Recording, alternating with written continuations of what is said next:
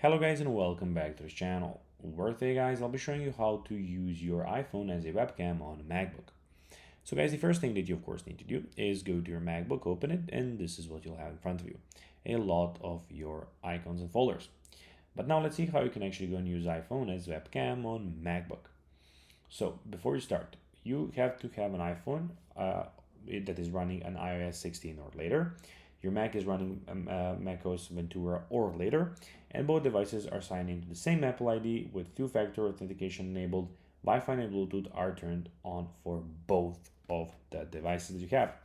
So, first of all, place your iPhone near your MacBook in landscape orientation, and a compatible mount is recommended for the best angle. Open the app that uses a camera on your Mac, such as FaceTime, Zoom, or Photo Booth, and in the app's camera settings or video menu, select iPhone as a camera. Your iPhone will automatically start acting as a webcam. Then you can use your microphone, of course, and use it continuously. Camera effects, you can go and use your portrait, studio light, and everything, all of those things. I cannot show you this because my iPhone and my MacBook are not compatible, but this is what you need to do. If it is not working, verify both devices are signed into the same Apple ID. Make sure Wi-Fi and Bluetooth are enabled.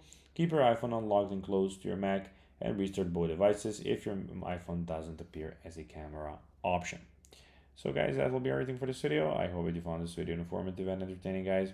If you did, don't forget to like this video, share it, subscribe to the channel, and put the notifications on, as guys, this really helps us grow our channel. That will be everything, and I'll be seeing you in the next one. Bye guys.